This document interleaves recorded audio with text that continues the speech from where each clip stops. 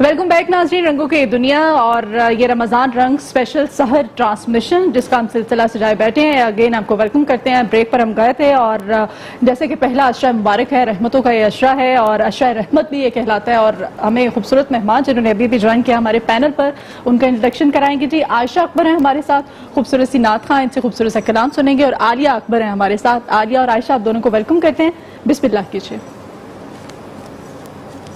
روک لیتی ہے آپ کی نسبت، روک لیتی ہے آپ کی نسبت، تیرے جتنے بھی ہم پہ چلتے ہیں، یہ کرم ہے حضور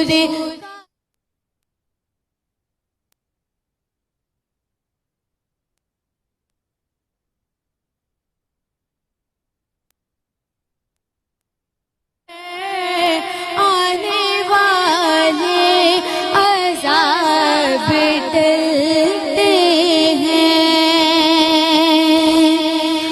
وہ سمجھتے بولیاں سب کی،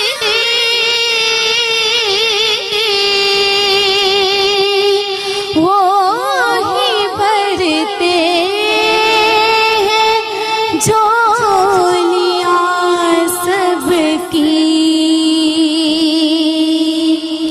وہ سمجھتے ہیں بولیاں سب کی،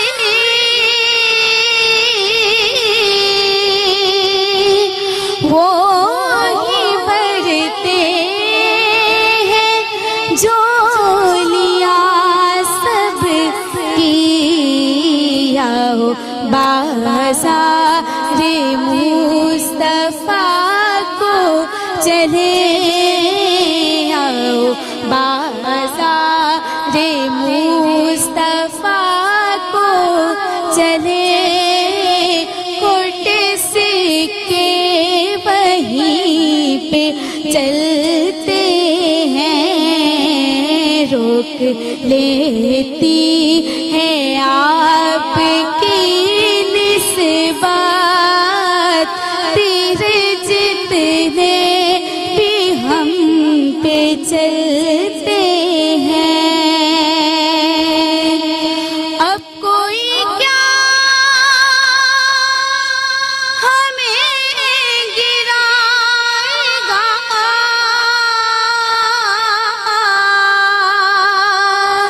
ہے سہارا گلے لگائے گا، اب کوئی کیا ہمیں گرائے گا،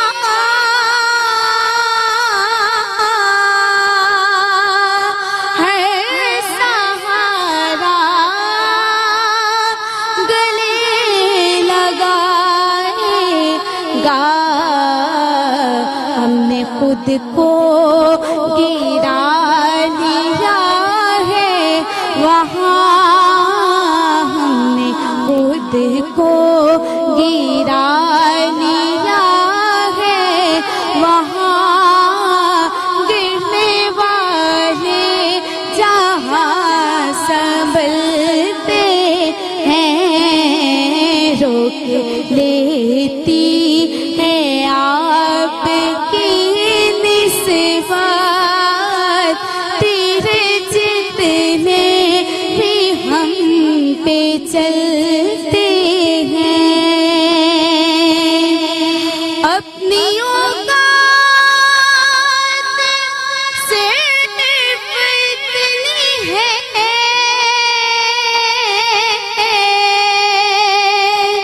کچھ نہیں بات صرف اتنی ہے،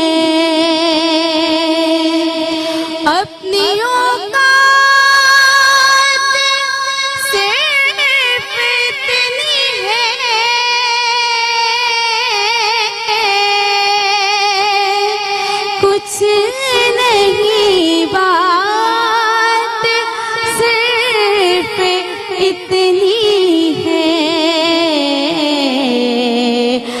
قلبی ٹکڑوں پہ آپ کے پلتے تھے، قلبی ٹکڑوں پہ آپ کے پلتے تھے، اب بھی ٹکڑوں پہ آپ کے پلتے ہیں، روک لیتی ہے آپ کی نسبت تیرے جتنے بھی ہم پہ چلتے ہیں، یہ کرم ہے حضور کا ہم پر، یہ کرم ہے حضور کا ہم پر، آنے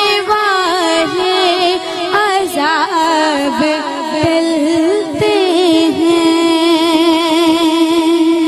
سبحان اللہ، ماشاءاللہ ماشاءاللہ، یہ کرم ہے حضور کا کہ آنے والے عذاب ٹلتے ہیں۔ اور واقعی یہ جو محبت ہے، یہ جو لگن ہے، یہ جو عشق رسول صلی اللہ علیہ وآلہ وسلم ہے، یہ آپ کو ہر مصیبت، ہر آفت سے بچاتا ہے۔ اور یقین کیجئے چونکہ یہ رحمت کا عشرہ ہے، عشرہ رحمت ہے، تو اس میں ہم جانتے ہیں مدنی صاحب سے کیا کہیں گے آپ کہ میں کہتی ہوں کہ درود ابراہیمی، درود شریف جو ہے، اگر ہم اس کا ہر وقت ورد کرتے رہیں تو اس سے بڑی عبادت کوئی نہیں ہے، دنیا کی سب سے بڑی عبادت۔ دیکھیں، میں نے جب بھی کسی کو وظیفہ بتایا ہے نا تو درود ابراہیمی کا بتایا ہے، سبحان اللہ۔ بلکہ میرا مشہور بھی ہے کہ جس کی یہ نیت ہوتی ہے کہ میں اپنی پسند کی شادی کروں، تو وہ اکثر کہتا ہے میں آپ کی خاطر چوہے مار گولی کھا لوں گا، میں ایسے کر لوں گا، میں ایسے، میں اس کو پیغام دیتا ہوں کہ نہیں، میں ان کو وظیفہ بتاتا ہوں کہ جو آدمی اپنی زندگی میں، اپنے معمول میں یہ درود پاک کا وظیفہ لے آئے تو اللہ بن مانگے اس کو سب کچھ عطا کیا کرے۔ بات ہے، یہ اتنا پیارا وظیفہ ہے، یعنی انسان کا کوئی اچھا یہ آپ کے جو سمجھانے کا طریقہ ہے عمران بھائی، یہ جو بتانے کا طریقہ ہے، ہاں ینگسٹرز میں اسی لیے آپ اتنے مقبول ہیں کہ آپ بڑے پیار سے اور بڑے اچھے لائیولی سے سمجھاتے ہیں، اور یہی ایک رونق اور میں کہتی ہوں کہ دین سے واقفیت بھی ہے، آسانی کے ساتھ چیز سمجھ آ جاتی ہے۔ علامہ صاحب رہنمائی فرمائیے گا کہ نبی کریم صلی اللہ علیہ وسلم کی حیات مبارک بہترین نمونہ ہے، وہی نمونہ اور اس جیسا کوئی نمونہ ہمارے پاس موجود نہیں ہے۔ رمضان المبارک چونکہ پہلا روزہ ہے، رمضان المبارک میں نبی کریم صلی اللہ علیہ وسلم خود رمضان المبارک کس انداز میں گزارا کرتے تھے، اس پر تھوڑی روشنی ڈالیں۔ پہلے میں آپ کو بتاتا ہوں، لَقَدْ كَانَ لَكُمْ فِي رَسُولِ اللَّهِ أُسْوَةٌ حَسَنَةٌ۔ حضور ہمارے لیے ایک دنیا میں آئیڈیل ہے، ہمارے لیے اسٹیٹس ہے۔ جیسے یہ ٹچ موبائل ہے، اس پہ آدمی جو ہے کہتا ہے کہ میں نے اپنی فلاں منزل پہ جانا ہے، وہ گوگل پہ میپ پہ اپنا سٹیٹس چیک کرتا ہے، لوکیشن لیتا ہے، وہ ڈائریکشن دیتی ہیں رائٹ لیفٹ، وہ آدمی اس کو فالو کرتے کرتے اپنی منزل پہ پہنچ جاتا ہے، جہاں بھی جاتا ہے، لاہور آنا ہو تو لاہور پہنچ جاتا ہے، اسلام آباد جانا ہو اسلام آباد پہنچ جاتا ہے۔ میں اپنے تمام دیکھنے والوں کو پیغام دیتا ہوں کہ تم اس دور میں ٹچ موبائل پہ ڈائریکشن لے کے گوگل کے ذریعے، میپ کے ذریعے اپنی منزل پہ پہنچ سکتے ہو، تو اسی طرح تم اپنے محبوب سے ڈائریکشن لے کے جنت میں پہنچ سکتے ہو۔ یہ ہمارے لیے نمونہ ہے۔ جہاں سے وہ میں نے بات پہلے وہ مکمل کرنی ہے کیونکہ یہ جو مائک ہے نا وہ اپوزیشن کا کردار ادا کر رہا ہے، مگر میں وہاں سے پہلے میں بات کر لوں کہ جب حضرت موسیٰ علیہ السلام نے وہ کہا نا کہ بھی اے اللہ یہ کہتا ہے کہ مجھے ساری روزی ایک دفعہ دے دو، اللہ نے دے دی، اللہ تو قادر کل و مختار ہے۔ تو جب اس نے تقسیم شروع کر دی نا اپنے سارے وہ کھانے سے، اپنی لی ہوئی روزی سے، تو لوگوں نے کہا کہ بھئی یہ میرا بھی تقسیم کر دے۔ اس کے پاس اور جمع ہونا شروع ہو گیا، وہ ناج بڑھتا گیا۔ ایک دن کلیم اللہ علیہ السلام کہتے ہیں مولا اس کا تو رزق ختم ہی نہیں ہوتا، تو اللہ نے کہا کہ وہ اپنا لے کر اپنے سے میرے بندوں پہ خرچ کر رہا ہے، سبحان اللہ، تو میں اپنے سے اس کو کیوں نہ دوں، کرم مہربانی تمہارے زمین پر خدا مہرباں گا عرشیں پر۔ اس لیے میں پیغام دوں گا کہ اپنے سے جو بھی آپ کے پاس ہے اللہ کی مخلوق پہ خرچ کرنے سے آپ کا رزق کم نہیں ہوتا۔ دوسرا وہ میں بات جو چھوڑی تھی کہ کرکٹ کی، یہ جو رات روڈوں پہ لڑکے رمضان کی راتوں میں کرکٹ کھیلتے ہیں اور الٹا ایک اور کام کرتے ہیں کہ ڈائریکٹ بجلی لگاتے ہیں، अच्छा डायरेक्ट कुंडे, हाँ जी, ऊपर कुंडे डाल देते हैं। और वो मैं बोलता हूँ कि जब आप रोजा रखते हो तो कोई आपको कहे खा लो, नहीं भाई मेरा रोजा है, फिर देखते हो जब आप वुजू करते हो तो एक कतरा भी नहीं नीचे जाने देते। भाई पूछते भी इसमें क्या है, तो वो कहते भाई नहीं मेरा अल्लाह देख रहा है। तो मैं उनको पैगाम देता हूँ जो रात को डायरेक्ट बिजली लगाकर क्रिकेट खेलते हैं, तब जब तुम वुजू करते हो तो एक कतरा भी पानी का अंदर नहीं जाने देते कि मेरा अल्लाह देख रहा है। तो उस रात को भी सोचा करो जब डायरेक्ट बिजली लगाकर क्रिकेट खेलते तब अल्लाह नहीं देखता। क्या बात है, बहुत बड़ी बात ये है। छोटी छोटी चीजें हैं हाँ जिनका जी। कि हम रूटीन में ख्याल रख के अब बड़े बड़े जो गुनाह हैं उनसे बच सकते हैं। क्या ख्याल है? नेविगेशन सिस्टम कहा अभी Exactly. कि प्रोफेसर साहब मुफ्ती साहब कहते हैं कि नबी करीम सल्लल्लाहु अलैहि वसल्लम की हयात मुबारका और उनका वो अंदाज जो रमजानुल मुबारक में खसूसी तौर पर हुआ करता था, वो हमारे लिए एक नेविगेशन सिस्टम है अपनी मंजिल पर पहुंचने के लिए। रहनुमाई फरमाइएगा कि वो अंदाज था क्या है? नबी अलैहिस्सलाम की हयात तय्यबा में जो रवायात में मिलता है वो ये था कि रमज़ान से पहले जो शबान का महीना है उसी में ही नबी अलैहिस्सलाम रमज़ान की तैयारी शुरू कर देते थे और कसरत से रोज़े रखते थे और बड़ी शिद्दत से इसका इंतज़ार किया करते थे। और नबी अलैहिस्सलाम का जो मामूल है ज़ाहिर है इबादत और रियासत जो है वो तो नबी का कोई भी मुकाबला नहीं कर सकता। कुरान की तिलावत, लंबे लंबे सजदे, रिक्कत अमेज़ दुआएं, गिड़गड़ा के रोना, ये सारा जो एक मंजर हमें नबी अलैहिस्सलाम की सीरत में मिलता है वो आपके तमाम उसवा हसना के वो मामूलात और सरगर्मियाँ हमारे लिए उसवा हसना हैं। अच्छा, रमज़ान की जो रूटीन है, जो मामूलात हैं, मसलन अफ्तारी है, सहरी है, ये भी ज़ाहिर इबादत है। बिल्कुल। नबी अलैहिस्सलाम ने फरमाया कि तुम अफ्तारी करवाओ, यानी दूसरों को रोज़ा खुलवाओ, दूसरों को दावत दो, बिल्कुल ये इबादत है। अच्छा, हम खुद रोज़ा खोल रहे हैं, ये भी एक इबादत है। दूसरों को रोज़ा खुलवा रहे हैं, ये भी एक इबादत है। एक सहाबी नबी अलैहिस्सलाम के पास आया, या रसूलल्लाह मेरे पास तो कोई इतने वसाइल ही नहीं है, मैं किसको क्या रोज़ा खुलवाऊँ, मेरे पास वसाइल नहीं है। फरमाया कि हमारे पास अगर एक खजूर भी है ना, उसकी भी दावत दो, वो खजूर खिलाने का अजर भी जो है अल्लाह ताला के यहाँ उन बड़ी दावतों से कम नहीं है। तो इस वजह से एक एक लम्हा जो रमज़ान का है ये इबादत वाला लम्हा है, जिक्र इलाही, क़यामुल लैल। फिर ये है कि ये नुज़ूल कुरान का महीना है, जिस तरह फरमाया शहर रमज़ान अल्लज़ी उनज़िला फ़ीहिल कुरान, यानी इस रमज़ान की जो फजीलत का सबसे बड़ा बायस है ना, वो इस रमज़ान में कुरान मजीद का नुज़ूल है, इसमें कुरान मजीद नाज़िल हुआ है। और वो कुरान मजीद जो हमारे लिए एक ज़ाब्ता हयात है। यहाँ मैं एक बात ज़रूर ऐड करना चाहता हूँ। अभी कल ही गवर्नर पंजाब ने एक बहुत बेहतरीन फैसला किया है कि आप हमारी जो उम्मत मुस्लिमा के हालात हैं उसमें ये जो कोरोना की वबा हमारे ऊपर मुसल्लत हुई है और एक आजमाइश की सूरत में हम गुजर रहे हैं, उन्होंने कहा है कि हम कुरान से दूर हो गए हैं, हमने कुरान को समझ के पढ़ना समझ के नहीं पढ़ते, हमने छोड़ दिया है। उन्होंने कहा कि तमाम यूनिवर्सिटीज में कुरान मजीद का तर्जमा हर एक स्टूडेंट के लिए लाजम होगा। मैं ये समझता हूँ कि ये ऐसा आगाज है जिसके नतीजे में कम से कम हमें पता चलेगा कि कुरान हमसे तकाजा क्या करता है। तो यही मदीने की रियासत। और फिर मैं आपको बताऊं, कुरान जो है ना, जैसे हजरत आयशा सिद्दीक़ा रज़ी अल्लाह ताला अन्हा के रेफरेंस से बात आती है कि पूछा कि आपका अखलाक क्या है, नबी सल्लल्लाहु अलैहि वसल्लम का अखलाक क्या है। फरमाया कि आपका अखलाक आपका कुरान है, यानी आप चलता फिरता कुरान है। नबी अलैहिस्सलाम की जो हयात तय्यबा है उसका अदराक, उसका शऊर, उसकी समझ उस वक्त तक आ ही नहीं सकती जब तक हम कुरान को तर्जमे के साथ नहीं पढ़ेंगे जी। लिहाजा कुरान और रमजान ये बहुत आपस में गहरा इनका ताल्लुक है। और नबी अलैहिस्सलाम तो तिलावत तो ज़ाहिर है कसरत किया करते थे। मैं बस ये समझता हूँ कि हमें कम से कम हर एक मुसलमान को رمضان میں ایک دفعہ کم از کم قرآن مجید ضرور پڑھنا چاہیے. اللہ تعالیٰ صحیح. توفیق اسی سے بات کو کنٹینیو کریں گے. علامہ صاحب جی. سے ہم جانتے ہیں, علامہ صاحب نفسا نفسی کا دور ہے, ہمارے یہاں کمپٹیشن بڑی ایک چیز بن چکی ہوئی ہے. کسی بھی چیز کو کسی بھی معاملے میں لے لیں آپ, خاص طور پہ ماہ مقدس رمضان مبارک جب آتا ہے تو کہا جاتا ہے جی آپس میں کزن سی, ایک مثال دے رہی ہوں, قرآن پاک شروع کر دیتے ہیں جی, ترجمے کے ساتھ ہم نہیں پڑھتے ہیں, بس جی ایک دن میں کس نے کتنے پارے جو ہیں وہ ختم کیے ہیں, اور وہ قرآن پاک کس طرح سے جی میں نے 2 پڑھے ہیں, میں نے 4 پڑھے ہیں, میں نے 3 پڑھے ہیں, انڈرسٹینڈنگ کا کچھ نہیں پتا. ایگزیکٹلی, اور ہمیں پتہ ہی نہیں ہے کہ ہم کیا پڑھ رہے ہیں. عربی میں ہے نا, ہم پڑھتے چلے جا رہے ہیں. کیا کہتے ہیں اس بارے میں آپ؟ دیکھیں اس میں قرآن مجید میں اللہ کریم نے فرمایا افلا یتدبرون القرآن ام علی قلوب اقفالها, کیا تمہارے دلوں پہ تالے لگے, تم اس قرآن مجید پہ غور نہیں کرتے, میرے فرمان پہ غور نہیں کرتے.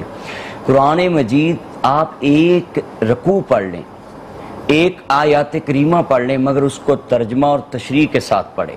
اور یہ جو بات چلائی ہوئی ہے نا کہ بھئی تم قرآن کا ترجمہ ڈائریکٹ نہ پڑھو, تمہیں سمجھ نہیں آئے گا, یہی بات قرآن سے دور لے جاتی ہے.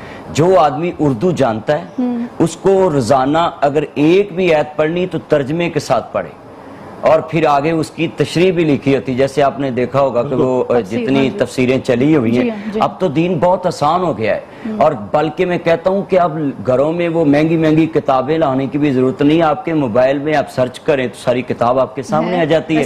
تو قرآن مجید میں اللہ نے کہا کہ کیا تمہارے دلوں پہ تالے لگ گئے کہ تم نے اس پہ غور نہیں کیا. تو جو قرآن مجید پہ یہ دیکھیں, یہ چند دن پہلے اوریہ صاحب نے مجھ سے سوال کیا تھا بھی لاؤڈ سپیکر پہ قرآن جو تراویح کا سنا دیں تو لوگ گھروں میں پڑھ لیں, تو میں نے کہا نہیں, قرآن سننا فرض ہو جاتا ہے کہ جب قرآن پڑھا جائے تو اس کو غور سے کان لگا کر سنو. تو اس کا مطلب ہے کہ ہم قرآن مجید کی تلاوت بھی کریں مگر اس کے ساتھ ساتھ اس کا ترجمہ بھی پڑھیں. صحیح. اچھا یہ اس بارے میں بھی ذرا تھوڑی سی روشنی ڈال دیجئے گا, جن کے عزیز و قارب خاص طور پہ والدین جو ہے اس دنیا میں نہیں ہے, رحلت فرما چکے ہیں, جا چکے ہیں اس دنیا سے, ان کی قبر پر جا کر وہاں پر قرآن پاک پڑھنا خاص طور پہ رمضان مبارک میں, اس بارے میں کیا حکمات؟ اس کا بڑا آپ نے پیارا سوال جو پوچھا ہے. یہاں میں کہتا ہوں کہ اولاد ماں باپ کے لیے ایک جوائنٹ اکاؤنٹ ہے. جوائنٹ اکاؤنٹ میں کیا صورت ہوتی ہے کہ دونوں آدمی جو ہیں اس میں پیسے نکلوا سکتے, وہ سینڈ کرے وہ کرے. اولاد کوئی بھی نیکی کرتی, خواہ قرآن مجید پڑھے گھر میں رہ کر یا وہاں جا کر زبانی پڑھے قبرستان میں, یا وہ کام کر رہا ہے دنیا میں کسی قسم کا بھی وہ نیک کام کرتا ہے نا, وہ نام نہ بھی نہ لے تو اللہ ایٹومیٹک ہی اس کے ماں باپ کے اکاؤنٹ میں صدقہ جاریہ ہو جاتا ہے. کوئی بھی نیکی کرے, قرآن مجید پڑھے, اذان پڑھے, روزہ رکھا دے, کھلا دے, یا پھر کسی کو اچھا مشورہ دے دے. مثال کے طور پہ کسی کے پاس پیسہ نہیں ہے تو وہ کسی کو یہی کہہ دے کہ بھئی آگے مت جانا, وہ جو ہے نا ایک ہول کھلا ہوا ہے, اس کے اوپر ڈھکن نہیں ہے گٹر کا, تو آپ آگے نہ جانا, تو وہی لفظ اس کے ماں باپ کی نجات کا ذریعہ بن. اللہ تعالیٰ جس چیز کو قبول کرنا چاہے. علامہ صاحب رہنمائی فرمائیے گا کہ ظاہر ہے نوجوان آپ کو بہت غور سے توجہ کے ساتھ سنتے ہیں. پرابلم یہ ہے کہ روزہ رکھ لیا جاتا ہے اور روزہ رکھنے کے بعد جیسے مدیحہ نے پہلے بھی بات کی تھی کہ سو گئے. آپ کی روٹین کی زندگی, آپ کی سوشل لائف سے زیادہ آپ کی ذریعہ معاش کے معاملات جو ہیں ہم ان کو بھی ایک سائٹ پر رکھ دیتے ہیں اور سمجھتے ہیں کہ جناب روزہ رکھ لیے, اب جب جاگوں گا تب کھولنے کے لیے جاگوں گا. کیا پیغام دینا چاہیں گے؟ دیکھیں یہ جب بھی ہم فطرت کے خلاف جائیں گے نا تو ہمیں کامیابی نہیں ملے گی. اللہ نے رات سونے کے لیے بنائی ہے اور دن جو ہے نا وہ کمانے کے لیے بنایا. تو جب ہم قانون فطرت کے خلاف جائیں گے نا تو وہاں پھر ہمیں کامیابی, اور پھر ہم رزق کی کمی کا رونا بھی روتے ہیں کہ رزق کی کمی ہے. پہلے جو آپ گاؤں کے لوگ دیکھتے ہیں نا, دیکھیں سسٹر, جب بھی دیہات کے لوگوں کو میں نے دیکھا وہ صبح اٹھتے اپنی دکان کھولتے تھے, پھر بھائی سے جھاڑو لگاتے تھے, پھر پانی کا چھڑکاؤ کرتے تھے اور صفائی کر کے پھر بیٹھ کے پھر ہاتھ صاف کر کے قرآن پڑھتے تھے. تو ان دکانداروں کے کاروبار میں کتنی برکت ہوتی ہے. یہ پرندے ہی آپ دیکھ لیں, انسان کہتا ہے کہ میں چاند پہ پہنچ گیا, میں بڑا ترقی کر گیا. کیا ترقی کی آپ نے؟ یہ ایک وبا, یہ ساری جو جدید ویٹو پاور جو جناب جی سپر پاور سب ڈھیر ہو گئی. اس کی کیا وجہ ہے؟ ہم فطرت کے خلاف چل نکلے. روزے کے تقدس پہ تھوڑی سی بات کیجئے گا کہ اس سے روزے کے تقدس پہ کیا اثر پڑتا ہے جب ہم اس طریقے سے روزے پورے کر رہے ہوتے ہیں کہ جناب نے 30 روزے پورے کرنے ہیں کہ فجر کے ٹائم ہم نے اٹھنا ہے اور توفیق ملی تو ظہر اثر مغرب کے ٹائم اٹھیں گے, لیکن ادروائز مغرب کے ٹائم روزہ کھول نہیں اٹھیں گے, اس سے روزے کے تقدس. اور پھر کہہ دیا جاتا ہے کہ سونا بھی عبادت ہے, روزے میں جو بھی کرو عبادت ہی ہے, روزے کے تقدس. اسی میں لے کر آ رہا ہوں نا بات, جو بھی انسان فطرت کے خلاف جائے گا, اللہ کے قانون کے خلاف جائے گا, اس کے بتائے ہوئے احکامات کے خلاف جائے گا, وہ ترقی نہیں کر سکتا. وہ لوگ دیکھ لیں کہ صبح صبح اٹھتے تھے تو ان کی رزق میں برکت, یہ پرندے ہی دیکھ لیں, یہ رات کو اپنے گھونسلوں میں آتے ہیں اور صبح صبح ہی اٹھ کے چل جاتے ہیں. آپ نے دیکھا کہ وہ پرندے اڈارے بنا کر جا رہے ہوتے ہیں اور گولوں کے گول جا رہے ہوتے ہیں, دیکھیں کتنے جا رہے ہیں. کیا ان کے لیے کسی نے رزق کا کوئی انتظام کیا ہے؟ اللہ نے کہا کہ صرف تم جاؤ تو روزی کا انتظام میرے ذمہ. اسی طرح جب تک انسان روزہ رکھ کے احکامات الہی اور رسول اللہ صلی اللہ علیہ وسلم کو کاپی نہیں نہ کرے گا, اس کا روزہ کسی کام کا نہیں. مثال, صبح فجر پڑھ کے سوئے, پھر اس کے بعد 1 گھنٹے بعد 2 گھنٹے بعد جب اس کے کام کی ڈیوٹی شروع ہو جائے. آج کل تو لاک ڈاؤن ہے تو اس کی پابندی کرنی چاہیے, اور یہ لاک ڈاؤن کی بھی بات آ گئی تو میں اس شرعی لحاظ سے بتا دوں کہ جب کسی قوم کو خطرہ ہو تو وہ ایک قرآن مجید میں 19 سپارہ ہے, اس میں سورت نمل ہے, جو عربی میں چونٹی کو نمل کہتے ہیں, انگلش میں آنٹ کہتے ہیں. تو اس میں کیا اس چونٹی نے کہا کہ اے میری قوم کی اپنے اپنی بلوں میں داخل ہو جاؤ, بالکل گھروں میں چلی جاؤ. کیوں؟ انہوں نے سلیمان علیہ السلام کا لشکر دیکھا کہ کہیں تمہیں وہ روند کے نہ گزر جائے, اور انہوں نے اپنی برادری کا نقصان برداشت نہیں کیا, لاک ڈاؤن کر لیا, گھروں میں لے گی. تو ہمیں بھی چاہیے کہ آپ کو یہ جو پیسے دیے ہیں گورنمنٹ نے 12-12 ہزار, وہ گھروں میں رہنے کے لیے دیا ہے کہ آپ دکانیں تو بند ہیں, آپ باہر نہیں جا سکتے, تو وہ اس کا مقصد زائل نہ کریں, گھروں میں رہیں, اور گھروں میں رہ کر یہ جو روزہ بھی رکھیں, اور فجر کے ٹائم فجر پڑھیں, ظہر کے ٹائم ظہر پڑھیں, عصر کے ٹائم عصر پڑھیں, مغرب کے ٹائم جب افطاری کر لیں تو پھر مغرب پڑھیں, پھر اس کے بعد عشاء پڑھیں, پھر گھروں میں نفل پڑھیں, پھر آپ کا روزہ ہے. یہ نہیں ہے کہ ساری رات کھیل لیا, ساری رات جاگ لیا اور صبح اٹھ کے جو ہے روزہ رکھ کے سو گئے. یہ سونے کا نام روزہ نہیں ہے. روزہ معمولات زندگی بھی کرنی ہے, اور پھر اللہ کے احکام کی پابندی بھی کرنی, اور ذکر اذکار بھی کرنا ہے, اور رزق حلال بھی کمانا ہے. رزق حلال بھی کمانا ہے, اور باقی روٹین کو بھی لے کر چلنا ہے. مدیحہ, اس میں ایک بہت امپورٹنٹ چیز جو جس کی طرف انہوں نے اشارہ بھی کیا علامہ صاحب نے, کہ لاک ڈاؤن کے ماحول میں ہمارے لیے ایک بڑی اپرچونٹی یہ رمضان المبارک لے کر آیا کہ ہمارے پاس حقوق اللہ کے ساتھ جڑنے کا ایک مثبت موقع مل گیا, اور حقوق العباد ہمارے لیے اپرچونٹی بن گئی ہے. مدیحہ, نعت رسول مقبول صلی اللہ علیہ وسلم. جی ہاں, جی ہمارے ساتھ عالیہ ہے, ہماری بہن, بسم اللہ کیجیے, خوبصورت سے کلام آپ سے سنتے ہیں.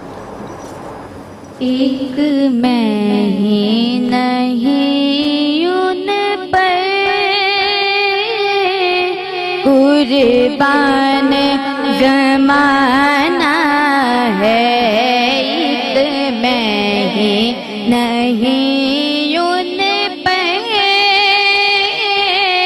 قربان زمانہ ہے, جو رب دو عالم کا محبوب یگانہ ہے, محبوب یگانہ ہے.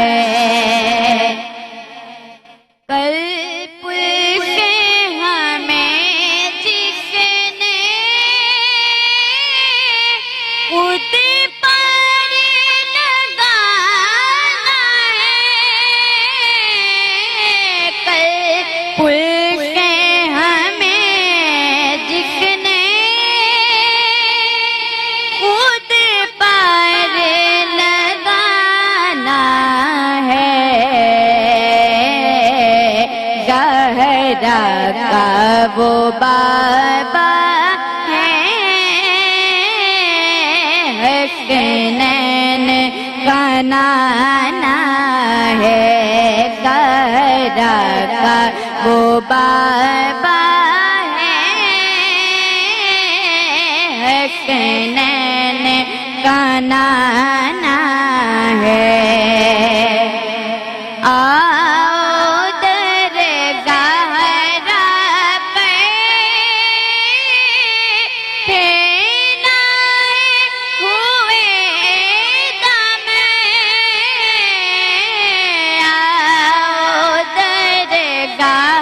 راہ پھیلائے ہوئے دامن ہے نقل کریموں کی لجپال گھرانہ ہے شفاعت ان کے در کی ہے صداقت ان کے در کی ہے عدالت ان کے در کی ہے نقل کریموں کی